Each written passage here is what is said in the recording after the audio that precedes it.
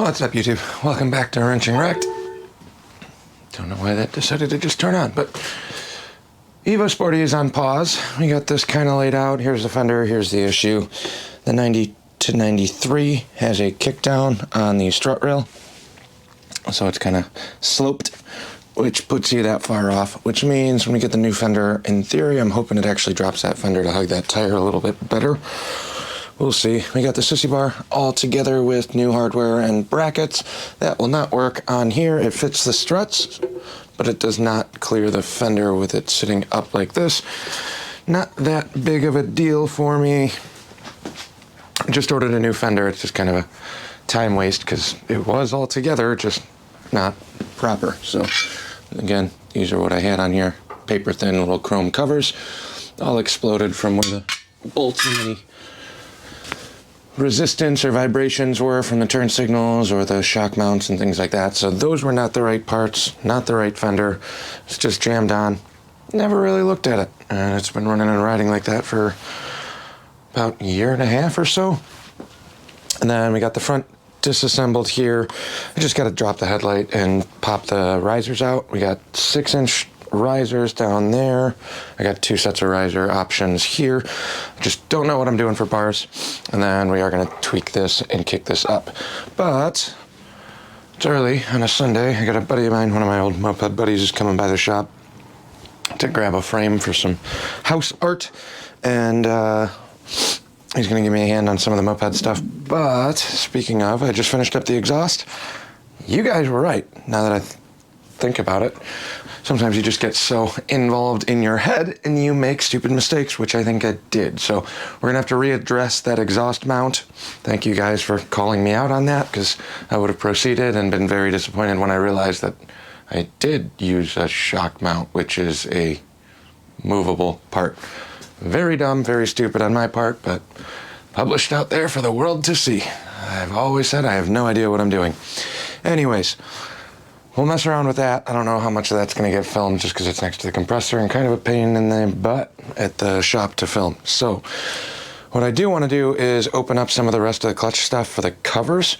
I have this rubber clutch that's getting replaced with this yellow one, and then the little rollers for the starter clutch plate as well. The bike is not here, obviously. That's still sitting at the shop. So let me start digging out a couple of these bags and we'll get you guys set up on the table. Basically, all I want to do is throw in the starter engagement arm cam.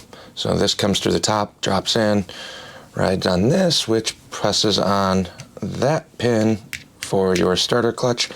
But I want to get that at least set up. And then, I mean, realistically, all I have left on that motor-wise, I got to put the yellow clutch in, install all of that, put the circlips and springs in. All the rest of the parts are kind of scattered right here, and that starter lever. Once those are done, that side cover can go on, and pretty much that motor is done minus gaskets. I still got to pull the top end and throw in the gaskets for all of the gaskets, really. There's no base gasket, there's no head gasket on there right now. Those are all sitting here. And same thing on the intake and the exhaust, but I haven't put final assembly on the top end of that just because we're still kind of messing with taking it on and off. So let me open these up. I'll show you guys the fancy powder job we did on the side covers, and then we'll drop that starter clutch assembly in before I head into the shop. Well, here's the cover. So they got stickers that we're putting in here with the Garelli badges, I believe, but multiple coats on there. So here's the important cover. The other one just covers up the ignition, so we don't have to worry about that one too much. So I'll leave you guys up there, and then we'll kind of go through how to slap this back together. So I'm going to put a little bit of grease in here on the starter shaft. And there's a spring in there as well. We'll grease this up. And this will slide right into the case. There's a little detent down there for the spring as well. And I just got to make sure that the spring, the lower section of the spring, lines up into the groove.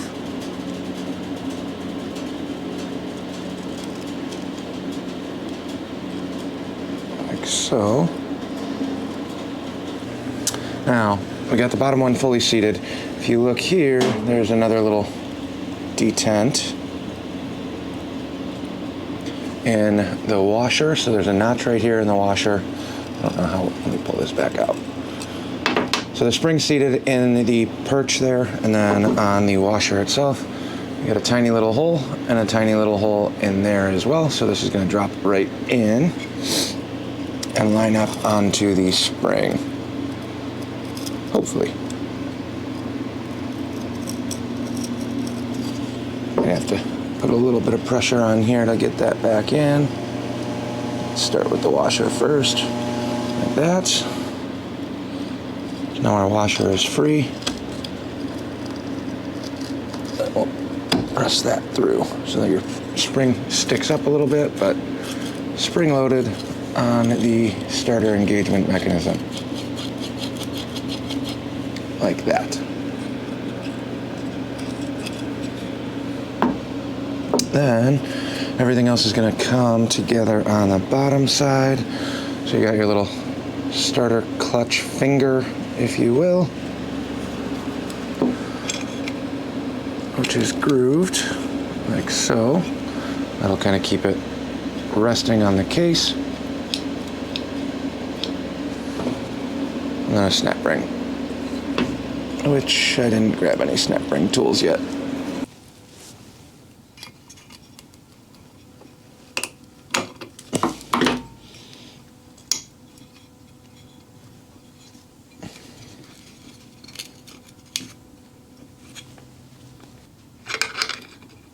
Make sure it's seated all the way in the groove.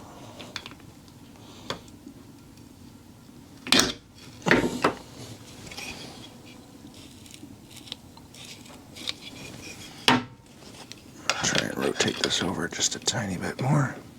Right there. So that is completely seated. Now we have our clutch.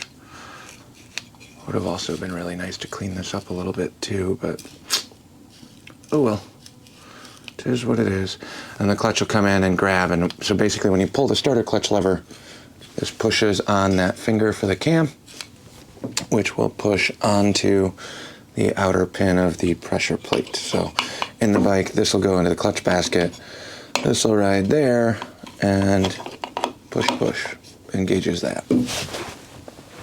Other than that, on this side cover we still have the drain plug or the fill hole. It's got a rubber gasket here, so we're going to reuse it.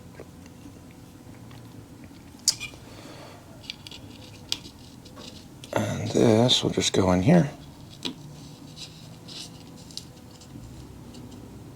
like so. And then we'll just have to go about cleaning all this up and get some of that grease off before Dottie sees it.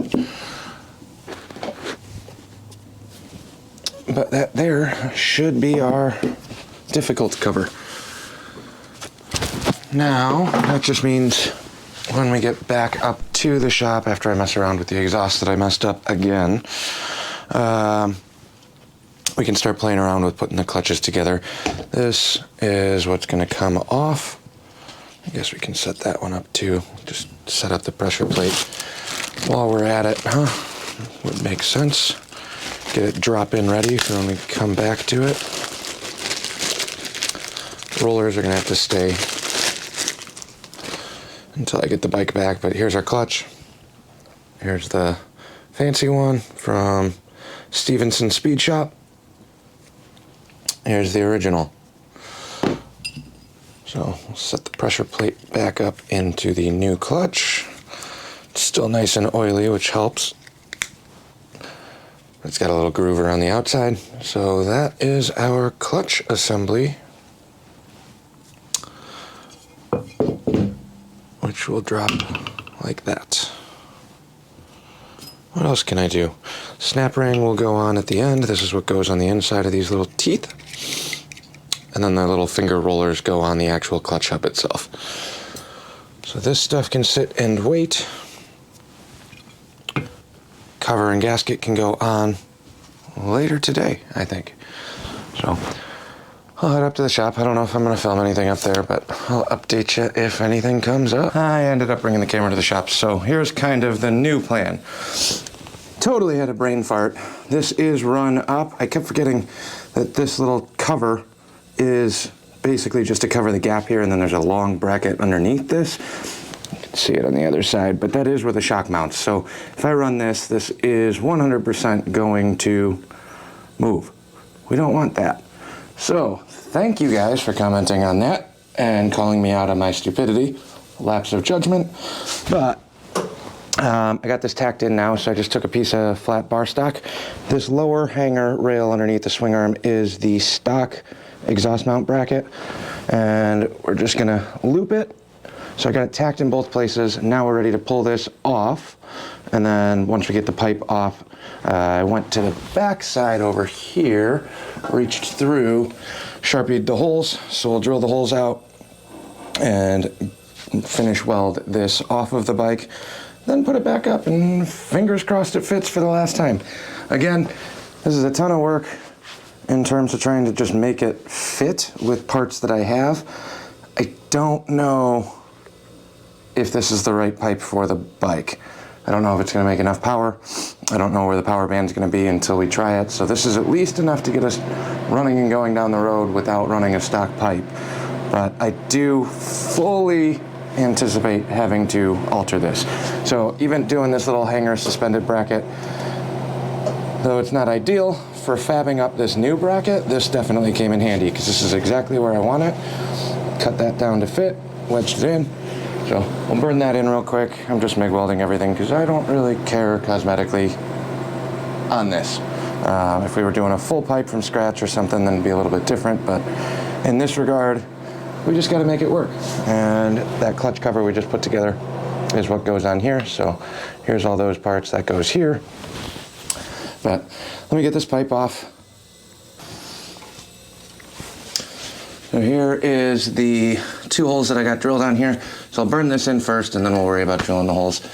Probably would have been better to drill them first, but I wanted to make sure it was set up. So don't know if we're going to be able to drill press this. It's the harder way to do it. If you have your holes first, that's fine, but I didn't know where it was going to land, and trying to do this on the ground in between the wheels and the swing arm and all this stuff, kind of difficult to line up. Hence the MIG welder. So I drilled some holes, lined them up pretty close to the Sharpie. There's enough room here for hardware. The holes on the bottom of that probably, yeah, those have got to be almost 1/2 inch. We're not running hardware that big for this, so worst case, if I need to open these up a little bit more after, we can, which is just fine. But now we're ready to burn this pipe in. Let's see, I've had terrible luck with this staying put no matter where I put it or try and weld it, but I think this should work. So burn it in.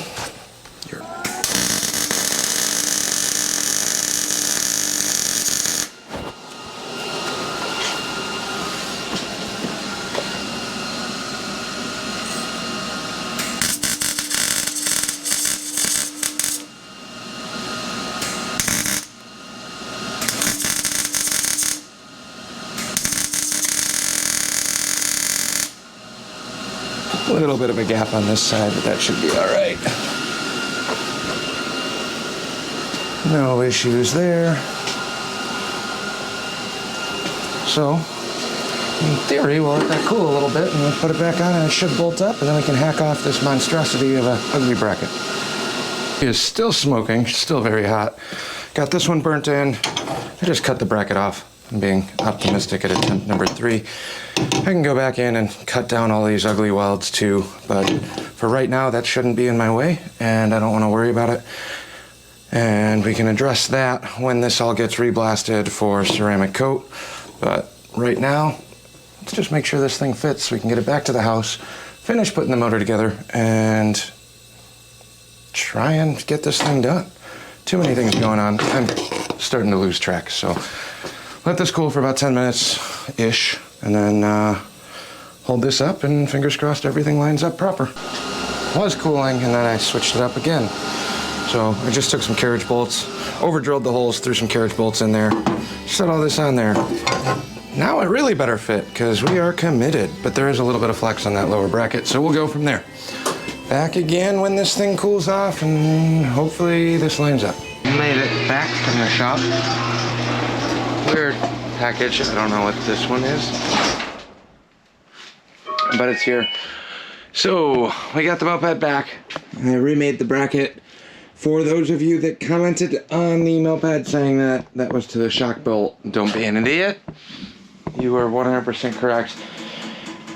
We are fixed onto the frame now. No worries there. Thank you, thank you, thank you. I had a lapse in judgment. It happens. No qualms whatsoever. I made a mount to the closest point possible and sent it. Not the best approach.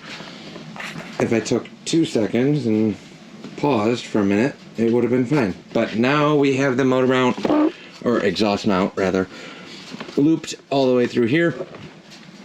I'm confident in this. We can kick it, we can do whatever, it's fine. That will stay stable.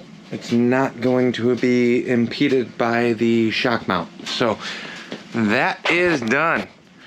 Still waiting on parts for the Evo. We're waiting on a new rear fender. I ended up buying 2. We have a fat bob section with a cat eye tail light that's going to sit underneath it. If the seat that came off of this bolts up to the fat bob fender better than the stock style, we'll run with that. If not, it is what it is. And then on the moped, the only other little updates. Cables are slightly routed and run. This is the throttle cable for the carb. It opens, it closes the way it's supposed to. We just need to figure out the rest of that. Same thing with the rear brake. So all of the hard cable routing is done. Thought about doing a video on that, but it's arduous and boring. It's almost like doing a wiring video, which is also going to be coming. It's not the most exciting thing in the world. I will be the first one to admit that. Being an Italian bike, the Italian bikes are very forgiving in the sense of most of the time it's cut the end off of the cable and slide them through. So that's what we're dealing with. Garelli's back. Evo's waiting on parts. Phone is ringing. We will catch you guys on the next one.